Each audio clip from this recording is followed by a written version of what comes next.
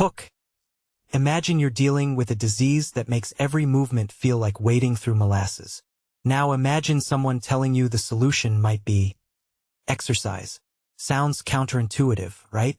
But that's exactly what a groundbreaking new review suggests for people with multiple sclerosis. And honestly, this might change how we think about fatigue management forever. Okay, let's unpack this. The study, called an umbrella review, looked at 35 different analyses of exercise programs for MS patients. The headline takeaway? Structured exercise, especially cardio, might be one of the most underrated tools we have for fighting MS-related fatigue. But here's what really fascinates me. Why does something as simple as walking on a treadmill matter so much here? Let's dive in. First off, MS fatigue isn't just feeling tired after a long day. We're talking about a bone-deep exhaustion that hijacks your life, crashing your focus, relationships, and ability to work. The kind of fatigue that makes you cancel plans because even showering feels like climbing Everest. And for years, the medical world treated this like a puzzle with missing pieces. Medications, spotty results, lifestyle changes, often dismissed. Which brings us to why this review feels revolutionary. It's not just about moving more. It's about how specific types of movement rewire the body's response to fatigue. Cardiorespiratory exercise, think cycling, jogging, swimming, showed the strongest evidence. Small but consistent improvements across 4,460 patients. Now, here's where I get curious. Why is aerobic activity so effective? Maybe it's about oxygen efficiency? Or could it be the psychological boost of endorphins? Personally, I think it's both. Aerobic exercise isn't just physical, it's a full system recalibration. For MS patients whose nervous systems are under constant siege, this might be the closest thing to a reset button for energy levels. Then there's resistance training. It helped too, but with a catch. Results were all over the place. Some studies showed major gains. Others, nada. And that inconsistency tells me something critical. This isn't a one-size-fits-all fix. Strength training requires precision. Too heavy? Exhaustion spikes. Too light? No benefit.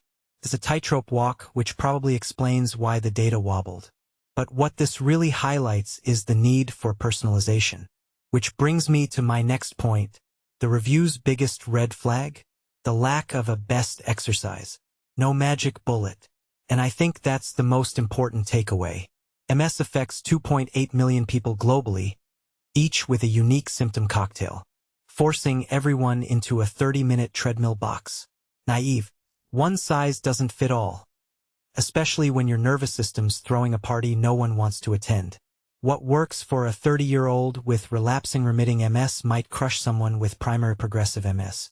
This isn't just about exercise science, it's about humility in medicine. Doctors need to listen more and protocols need to bend more. And let's talk about the elephant in the room. Why did this take so long to validate? For decades, MS patients were often told to rest, as if their bodies were fragile. But this review flips that script. Movement isn't weakness, it's medicine. Not just pharmacologically, but existentially. When you're battling a disease that steals your energy, regaining control, even in small ways, can be radical. It's not just about less fatigue. It's about reclaiming agency. Here's a deeper question. What does this say about how we approach chronic illness? Exercise isn't a cure, but it's a controllable variable. Unlike medications with side effects, it's free, flexible, and empowering. But let's get real, access matters. Not everyone has a gym nearby or the financial means to work with a trainer. So while the science is exciting, the real challenge is making it equitable. How do we scale personalized exercise programs for underserved communities? That's the next frontier. So where does this leave us? With a paradox, the solution to crushing fatigue might be exertion. But not the grueling, no pain no gain kind. The smart, adaptive, listen to your body kind. And if there's a metaphor here for life with MS, I'll let you find it. For now, I'll leave you with this. Next time you hear someone dismiss exercise as just moving around, remember this study. Because sometimes moving even a little can mean the difference between surviving and living. What's your take? Drop your thoughts below. Let's hear how you'd approach this as a patient, a caregiver, or a skeptic.